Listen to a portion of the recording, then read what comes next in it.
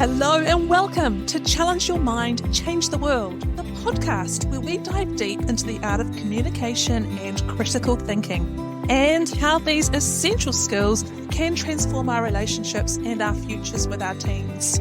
I'm your host, Francesca Hudson, the classic high school teacher, a writer, entrepreneur, and an advocate for meaningful conversations. Each episode, I explore strategies and share insights on how parents can enhance their communication with their children. It's not just about talking, it's about listening, understanding, and fostering an environment where critical thinking thrives. I'm here to equip you with the tools not only for immediate improvements in your family interactions, but also to set up our teens for long-term success in every aspect of their lives. So whether you're on your morning commute or winding down for the evening, join me as we unlock the potential of our conversations to shape a brighter, more thoughtful world. Let's get started.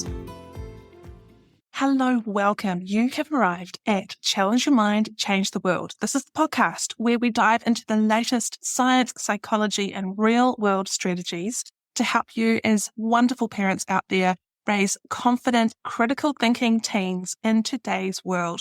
I'm your host, Francesca Hudson, and today's episode is one I think every parent needs right now. It's this.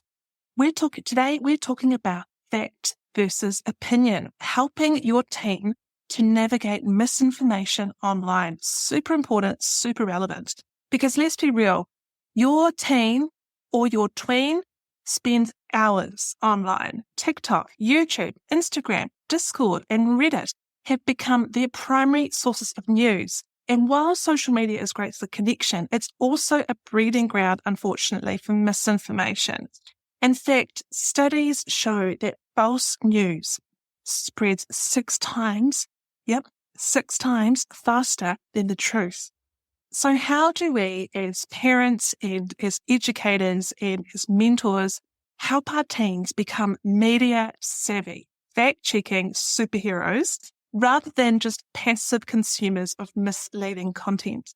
And that's exactly what we're tackling today, because I know as a parent myself, my children spend a lot of time online, and we got into really bad habits way back when we were in lockdown during COVID. And ever since then, we haven't really been able to wean ourselves off devices and off technology. So how do we manage this as parents? So today I'm going to be looking at the psychology behind why people fall for misinformation, and that includes even smart teenagers. We're going to be looking at how AI and algorithms fuel the spread of fake news. And I'm sticking very much to the center here. I'm not going off into any kind of opinion or political tangent. Don't worry. I am just looking at how the science spreads fake news, AI, algorithms. Staying with science, we're also going to look at some practical science-backed strategies to help your teen develop critical thinking skills for themselves. And then finally, I want to present a fact-checking challenge that makes learning fun for your family. So stick around, because by the end of this episode, you'll have some actionable ways to turn your teenager into a truth detective rather than a victim of online misinformation. So let's get started. I thought I'd start with a burning question. Why do smart people, even adults, fall for fake news? Now, a 2023 study from MIT's Media Lab found that misinformation isn't just about intelligence, it's also about cognitive laziness. And this means that even well-educated people, including scientists and scholars, can fall for false information if they aren't actively engaging their critical thinking skills. This is why critical thinking is so important, such an important skill to start developing in our teens. So in a world where content is endless, most of us don't deeply analyze every post, headline, video we encounter. Instead, we tend to skim, or we tend to react emotionally and just move on. And when we're in that passive mode of consuming information, our brains rely on shortcuts, which is where misinformation sneaks in. Here are the 3 biggest reasons people, especially teenagers, fall misinformation. The first reason is called the confirmation bias. We believe what aligns with our existing opinions. Have you ever noticed that when we see an article that aligns with what we already believe, we're more likely to trust it? Well, that's confirmation bias at work. For example, if someone already thinks video games make teenagers aggressive, they'll be more likely to believe an article titled "New Study Confirms Video Games Lead to Violent Behaviour." Meanwhile, someone who believes the opposite might immediately dismiss the same study as flawed without even reading it. Now, this bias is powerful because it feels comfortable to accept things that fit into what we already know. For teens who are still shaping their worldviews, this effect can be even stronger. So what do we do as a parent? Well, we can encourage our children and our teens to actively challenge their own opinions. And one way is to introduce the idea that a good researcher always looks at both sides. So try this. Pick a topic that your team feels really strongly about, like, for example, school uniforms or climate change or social media bans, and have them find two articles, one that supports their view and one that contradicts it. And then ask them, if you were forced to argue the opposite opinion in a debate, how would you do it? Now, this trains their brain to be less emotionally reactive and more analytical. Now, the second reason why teenagers tend to fall for misinformation is the emotional impact that it has. Fear and outrage spread way faster than facts. Unfortunately, this is true. Did you know that false news spreads 6 times, that's six times faster than the truth on platforms like X, which was formerly Twitter, and Facebook? Now, this fact comes from MIT Sloan in 2023. Now, the reason our brains are wired to react more strongly to negative or shocking information, and this is because from an evolutionary standpoint, fear and outrage kept us alive back in the day, back in the caveman days. But unfortunately, it doesn't do well for us nowadays. So imagine you see 2 headlines. So I'll give you an example. Imagine you see 2 headlines on your teenager's TikTok feed. The first headline says, "New study finds that smartphones have no impact on sleep patterns." The other headline says, "Breaking. Scientists discover smartphones are causing brain damage in teens." Which one is more likely to go viral? Well, the second headline plays on fear and urgency, making people more likely to share it instantly before checking if it's even true. So what do we do as a parent when we come across this kind of thing? Well, we need to help our children pause before reacting. We need to teach them that the stronger the emotional response, the more important it is to fact check. So you can try this at home. Show your teenager a viral post that uses extreme language. And what I mean by extreme is outrageous, shocking. You won't believe this, that kind of propaganda style language. And then ask them, why do you think this post was designed in this way?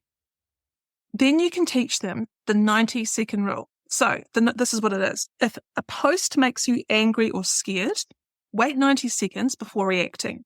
Often, that's enough time for the logical brain to kick in. In fact, you can try this 90-second rule in anything in life before you resist the urge to text somebody back who might be looking for a reaction, or if you're at home having a discussion with your partner. Try the 90-second rule. It applies to all areas of the life, but this is particularly good to use with teenagers for looking at when there is content online that is trying to provoke a certain reaction from them. So I'll recap that again. So if a post makes them angry or scared, you can ask your teenager this. Wait 90 seconds before reacting to it, because that's enough time for the logical brain to kick in with things before they jump in and start commenting or getting carried away. Now, the third reason why teenagers often fall for misinformation is we need to look at the teenage brain. And this is why misinformation hits so much harder with young people. Because here's the real challenge. Teenage brains are wired for quick reactions. The prefrontal cortex, which is the part responsible for critical thinking and for impulse control, isn't fully developed until around the age of 25. So this makes teenagers more likely to believe misinformation at face value. It makes them more likely to be more impulsive when sharing content, and it makes them more emotionally driven when processing news. Now, this isn't a flaw. Don't think this is a flaw. It's part of normal brain development. But it means that as parents and as educators, we need to guide our teenagers towards slower, more deliberate thinking. And here is my action tip for you. I like to call it the headline challenge. So show your teen another 2 contradicting headlines, such as caffeine is good for you and caffeine causes early death, and ask them, which one do you believe and why? Then have them research both articles and break down, firstly, who wrote the article, what sources did they use, and is the claim backed by science or just opinion? Now, this simple exercise activates the analytical brain rather than letting them passively accept what they see. And this is so important. We really want to start encouraging these critical thinking skills as early as we can with our children and our teenagers. Because at the end of the day, we can't stop misinformation from existing, but we can help our teenagers build the tools they need to think critically, to analyze sources, and to make informed decisions. When they learn to challenge the information instead of just blindly accepting it, they gain a superpower that will serve them for life. So the next time your teen comes to you with a viral TikTok claim, instead of saying that's fake news, try saying instead, let's fact check this together. Because by making media literacy a shared experience, you're actually helping them build a skill that will change how they see the world. So that brings us to how social media algorithms fuel misinformation, because our world is changing. And social media plays a role in all of this. We all know that tech companies like TikTok, YouTube, Instagram, and Facebook make billions of dollars every year. But how do they actually make their money? Well, it all comes down to one thing, your attention. The longer you stay on a platform, the more ads they can show you. And to keep you scrolling, they use sophisticated AI-powered algorithms that personalize your feed to show you more of what you already engage with. Now, this we know. And on the surface, this sounds great, because who doesn't want content tailored to their interests, right? But here's the problem with that. Algorithms prioritize engagement, not truth. So this means that false or misleading information that triggers emotions spreads faster than factual content. Instead, according to a 2023 study by Pew Research, misinformation spreads up to 70% faster than the truth. 70. It's worrying. So how do social media algorithms work? I think we need to look at this to see what is going on here. And to understand why misinformation spreads so easily, we do need to understand how algorithms work. And here's a simple breakdown for you. I'll be super fast. So, well, number one, every time you like, share, or comment on something, the platform takes notes on it. Then the algorithm learns your interests and starts showing you more content just like it. And then this creates a feedback loop. You keep seeing similar content over and over again, reinforcing your beliefs. This is why if a teen clicks on one conspiracy video, suddenly their entire feed is filled with more conspiracy theories. Now, I know that we all roughly know how algorithms work on social media, but to show you the seriousness of this, I'll give you an example. And the example is the TikTok NASA hoax in 2022. So one of the biggest misinformation trends on TikTok in 2022 was a viral claim that NASA had confirmed the Earth would experience 3 days of total darkness. Now, millions of teens shared it, truly believing it was real. Why did this headline spread so fast? Well, the headline was shocking. It was fear-based content, which spreads faster, that we know. Teenagers started engaging with it, commenting things like, oh my God, OMG, is this true? TikTok's algorithm noticed the high engagement and pushed it to even more users. And then before long, it became a global trend, even though NASA had never made any such statement. Now, imagine the same pattern happening with political misinformation or health myths and manipulated videos. If one piece of false information catches fire, it can spread worldwide within hours. Now, why is this a problem? Well, teenagers are especially vulnerable to algorithm-driven misinformation because they consume most of their news through social media. And a 2023 study from Reuters Institute for Journalism found that over 60% of teens get their news primarily from TikTok, YouTube, and Instagram. And unlike traditional news sources, these platforms don't prioritize accuracy, unfortunately. They prioritize engagement. And also our teenagers' brains are wired for quick emotional reactions. We talked earlier about how the prefrontal cortex, which is the part of the brain that controls reasoning and impulse control, isn't fully developed until about age 25, right? So this means that teenagers are more likely to react emotionally rather than critically. And so when they see headlines like this on platforms like YouTube and Instagram, they're not looking for accuracy. They're filtering the news through emotion. Our teenagers also get stuck in filter bubbles or echo chambers, unfortunately. Because the algorithm only shows them content that they already agree with, they're really going to see opposing viewpoints or fact-based counter-arguments. And they don't want to see them anyway. Even if they were presented online, they're not looking for that kind of content, unfortunately. So the result is a world where our children believe something is true simply because they've seen it enough times, not because it's actually based in fact. That's such an important distinction. A world where our children believe something is true simply because they've seen it enough times, not because it's actually based in fact. I've said it twice now because this is exactly what happens when misinformation spreads. And it gains credibility because people have seen it often enough. Now, one of the best ways to help our kids and help our teenagers understand the power of algorithms is to show them in real time. So here's a fun and eye-opening experiment that you can do together at home. So step one is to ask your teen to only like or watch cat videos for one day on TikTok or YouTube. I've got a funny story actually, but I'll tell you in a minute. The next day, have them open their feed. What do they see? Nothing but cat videos. And you can use this as a teachable moment. You could say something like, see how the algorithm quickly adjusted to only showing you cat content. The same thing happens with news and opinions. If you only engage with one type of information, you'll only see that perspective, whether it's true or not. So in a sense, the algorithm is invisible. But when we bring it to our conscious awareness, like the cat video test that you can do at home, it suddenly makes the algorithm visible, which is a very powerful lesson for a teen. So now that we understand why social media platforms are designed in this way, let's talk about what you can do as a parent to help your kids think critically about their online experience. We can encourage them to follow a variety of sources. So instead of relying on one social media feed, we could suggest maybe that they check multiple sources when researching a topic. And a good rule of thumb is to follow at least one credible news organisation. So, for example, BBC, Reuters, NPR, alongside their usual content on TikTok. We can teach them to ask who benefits from me believing this, because every viral post has a purpose.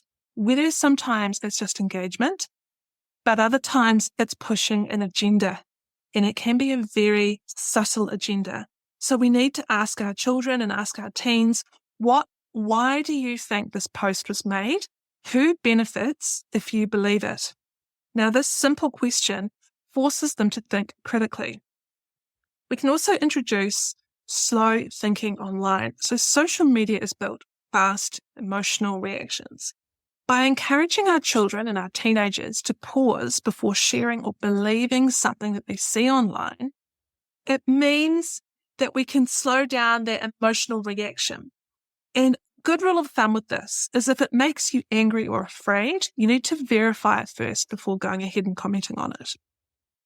Because at the end of the day, we can't change how social media works, but we can teach our teenagers how to outsmart the algorithm by questioning what they see, breaking out of echo chambers, and thinking for themselves.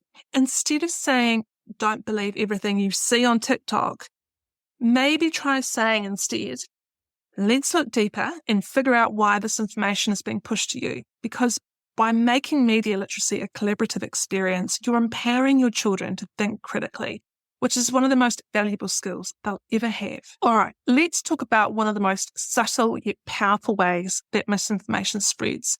We've talked about social media. Let's go a little bit deeper and look at something called the illusory truth effect. Now, this psychological phenomenon explains why people believe things that aren't true just because they've heard them so many times. What is the illusory truth effect? Well, the illusory truth effect, if I'm saying it correctly, is when repetition creates belief. I touched on this briefly earlier. I want to go a little bit deeper into it now. And simply put, if you hear or see something enough times, your brain starts accepting it as true, even if it's completely false. This effect works even on highly intelligent people. Unfortunately, it's true. And it doesn't matter if the person was skeptical at first, repetition slowly wears them down. And it's a key tactic in propaganda, in advertising, and in social media misinformation. So how can we let this happen? If we know the sky is blue, how can we gradually believe the sky is green if someone tells us enough times? It sounds impossible, but actually there's a science behind it. The brain is wired to favour familiarity over effortful thinking, right? It's easier for your brain to say, I've heard this before, so it must be true, than it is for your brain to say, wait, let me double check my sources and critically analyse this claim. So this is why misinformation spreads so effectively online, because people are online when they're during an ad break on TV or they've had a hard day and they're at home having a drink, relaxing on the couch, scrolling through their feed. They're not into wanting to double check and fact check things. And I'll give you an example of what I mean. I don't know if you've heard of the vaccine autism myth, but one of the biggest examples of the illusory truth effect happened in the early 2000s. Now, the false claim was this: vaccines cause autism. Now, even though multiple scientific studies have completely debunked this myth, millions of people still believe it today. Why? Because they've heard it so many times. And I'll tell you how this misinformation spread. So in the 1990s, a now highly discredited study falsely claimed a link between vaccines and autism. The study was debunked and retracted, but by then media and celebrities had picked up on it. And the claim was repeated so often on news reports, on talk shows, and on social media that it felt true to many people, even without evidence. And that's exactly how the illusory truth effect works. The more you hear a claim, the more familiar and believable it becomes. Now, imagine this same pattern happening on TikTok and YouTube, but at a lightning speed. We're talking within seconds. It's spread around the world. And our teenagers are especially vulnerable to the illusory truth effect because our teens spend hours on social media where misinformation can spread faster than scientific research can correct it. And here's what happens. A false claim can go viral on TikTok, e.g. NASA confirmed the Earth is going dark for 3 days, like we talked about. It gets reposted and reshared thousands of times. And even if a teen didn't believe it at first, they start thinking, well, everyone's talking about it, so maybe it is true. And then it becomes common knowledge. I say that in inverted commas, common knowledge, even though it's completely false. This is how conspiracy theories and misinformation trends thrive. For example, the birds aren't real hoax. I'll give you another one. So a viral conspiracy theory claimed that all birds are actually government surveillance drones. Now, it started as a satirical joke. But because it was repeated so many times, some people actually started believing it. And even though there's zero scientific evidence, thousands of young people fell for the joke turned conspiracy because they kept seeing it everywhere. And so the key takeaway from all of this is that if you're a teenager or your child or your young person keeps seeing a claim on TikTok, YouTube, or Instagram, it can start feeling true even if it has no real evidence. So what can we do as parents and educators? Well, since repetition tricks the brain, your teenager might not even realize they're being influenced, but you can help them break free by making them aware of how this works. And here are 3 simple ways to help your young person fight back against the illusory truth effect. The first step is, where did you first hear this? Okay, we call this breaking the chain. Where did you first hear that? So the next time your teenager makes a bold claim, ask them, where did you first hear this? Have you seen it multiple times? And did you check if it's true? Or does it just feel true because it's everywhere? Now, these 3 questions forces them to slow down and think critically instead of just repeating something they saw online. Now, these 3 questions are so important. I'm going to say them again. Where did you first hear this? Have you seen it multiple times? And did you check if it's true? Or does it just feel true because it's everywhere? So that's step 1. We want to break the chain. Then step 2 is the repetition doesn't mean truth rule. And you can teach your young person the simple media rule. Just because you see something everywhere, it doesn't mean it's true. You can use examples that like false health claims, e.g. drinking lemon water burns belly fat. You can use examples like political misinformation. You can use examples like celebrity rumors. The internet is rife with false news. You can pick anything. So you can encourage your young people to question things instead of just accepting them. And we're not talking about who's right or wrong here. All we're doing is teaching our young people some questioning habits to start developing their critical thinking brain. Question things rather than just accept them. And then step 3 is the source tracking challenge. And this is making sure that our young people are learning how to fact check like a pro. So instead of stopping at a viral TikTok video, you could help your teenager trace the information back to the original source. And here's how you can do it. So find a viral claim and search for where it originally came from. Then you can ask your teenager or your young person to dig deeper. Is it from a credible source or is it just being repeated by influencers? Because they have a huge part to play in all this too.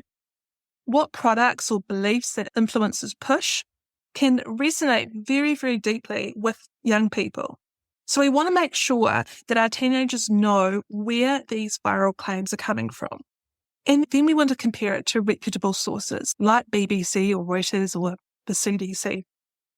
Now, when young people realize how many viral claims are just copied without verification, it really empowers them to think critically before believing something. The illusory truth effect is powerful, but so is media literacy, which is what we can teach our young people. So instead of just telling your teenager that's fake news, try saying, let's figure out if this is true together. When young people learn how misinformation spreads, they become less likely to fall for it. And that's a superpower that they'll use for life. Now, I know what you're thinking. How do I get my teen to actually care about any of this? Let's be honest, sitting down and lecturing your teen about media literacy isn't going to work. I know, I get it. I get that. But gamifying the process, on the other hand, well, that's a different story. So let's turn fact-checking into a challenge, a fun, interactive way for your teenager to become a misinformation detective without even realizing they're learning. I've got some fun ways you can do this. So here's how it works. Find 3 viral claims online, e.g. sharks can live for 400 years or NASA discovered a new planet that could support human life. Then have your teen prove or debunk them using the strategies we've covered. And then you can offer a small reward, the best fact checker, like letting them choose what's for dinner, picking a family movie. This simple challenge taps into their curiosity and turns critical thinking into a bit of a game instead of a chore. One of my favorites and most powerful fact-checking tools that most people don't even know about is the Google reverse image search. What is it, you ask me? Well, instead of searching with words, Google reverse image search lets you upload an image to find out where it originally came from. How cool is that? Now, why it matters? Fake images are everywhere, whether it's a deep fake celebrity scandal, a photoshopped news photo, or an out-of-context image used to push a false narrative. Your team needs to know how to verify what they're looking at. For example, in 2020, a viral image claimed to show a shark swimming down a flooded highway after a hurricane, and it was shared millions of times as proof of the extreme storm damage. But the image had actually been circulating since 2011, and it was completely fake. It was photoshopped using a stock image of a shark and a highway from a totally different event. Now, how could your team have spotted this? by doing a Google reverse image search. So how do we do it? Okay, so I'll tell you. So step one is to find a suspicious or shocking looking image. So for example, a celebrity scandal photo or an unbelievable weather event or a viral conspiracy meme. And then step two is to right click on the image and select search image with Google. Or you could go to images.google.com and upload it there. And then step three is to see where else the image has appeared online. And then step four is to ask your young person, was the image taken out of context? Was it edited? Is it from a credible source? So simple, but so effective. Now, if you want to make this even more fun, then you can try the fake photo detective game with your young person. So what you could do is find 3 viral images or memes. So 2 are real and 1 is fake.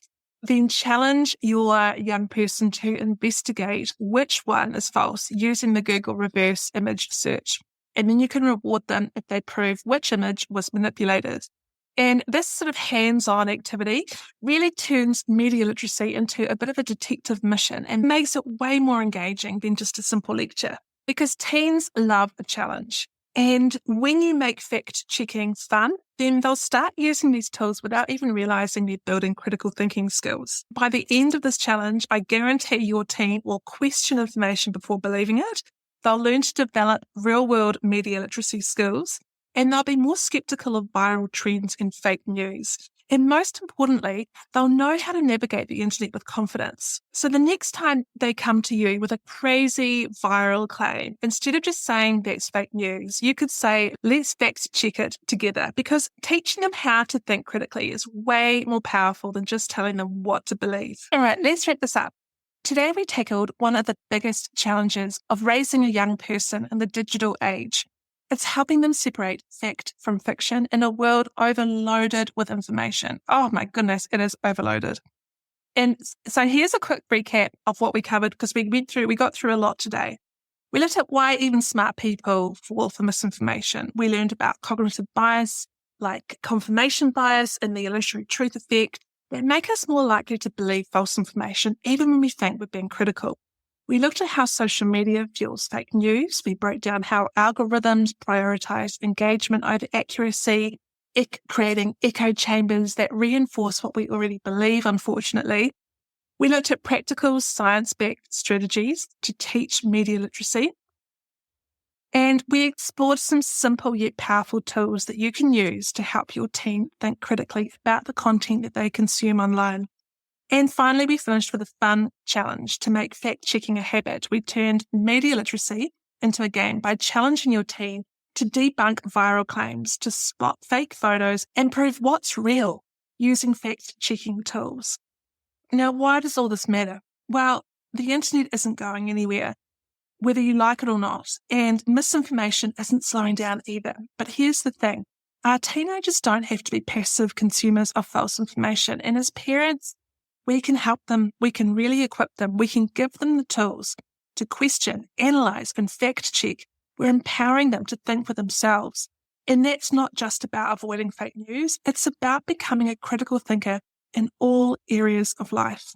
It's easy to feel overwhelmed by the speed and the volume of misinformation online, but instead of fighting against technology, we can really teach our teenagers and our young people how to use it wisely.